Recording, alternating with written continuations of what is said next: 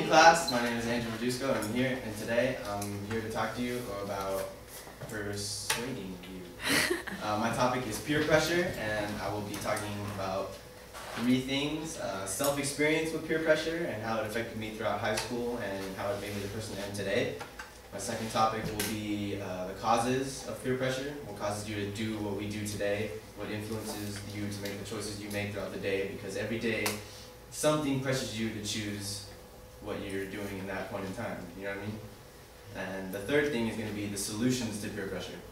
Now, in order to start off, let me tell you a little bit how peer pressure affected me.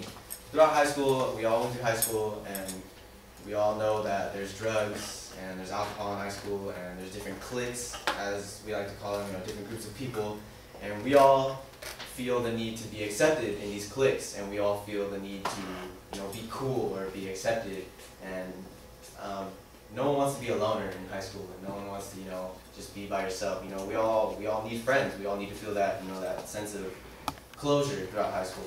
So peer pressure in high school to me was, like who I hung out with and what I did on Friday nights and what I wore, what type of music I listened to, almost everything throughout high school. And the group of people I hung out with my freshman and sophomore year were horrible people. Today I can honestly say that a good percent of them, almost I want to say 60 to 80% are drug addicts, and they're not going to school, and they don't have a job, and they're feeding off their parents, and they're bums, they don't do much. They have don't drive to be adults and to succeed in life. And that affected me in a big way. I started hanging out with them. I talked differently, and my other friends who I had outside of that clique started to tell me hey man, you're acting differently, what's up? And I started to notice that, and that was one way peer pressure affected me. Another way was I got drunk for the first time when I was in high school, and that was out of peer pressure. And I was young, I was like 15, and I didn't know what being drunk was. I didn't know what was gonna happen to me. And the first time I ended up blacking out that night, and I fell asleep, and I don't remember how I woke up in the room that I was in the next morning. And that was out of peer pressure, and it was pretty bad. I mean, no one wants to get that drunk.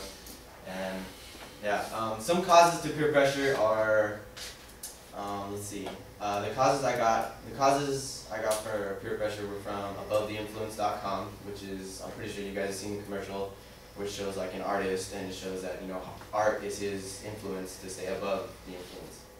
So some causes are depression, not being accepted, not being cool, being put down, being made fun of, being outcasted by peers and elders. Some other what leads to not being accepted, what leads to peer pressure also leads to drug and habits. That's what happens, most of my friends, they use drugs now because they think it's cool. They think, hanging out every night, drinking beers, smoking bud, they feel that that's their closure to be accepted into their cliques, if you will. And now, they're drug addicts. They do cocaine, they do ecstasy, hard drugs, not just weed. And I don't know, it's pretty sad. Alcoholism is another cause for peer pressure. I mean, I got peer pressure into drinking. I mean, I'm not an alcoholic now, of course not. That's not cool. But people, they don't tend to let go of that peer pressure in drinking. We've all been at parties hey, have a shot with a friend, blah blah blah. That turns into a disease. That turns into addiction, and then that turns into losing your family, losing the respect of everyone else, and becoming homeless and hitting rock bottom.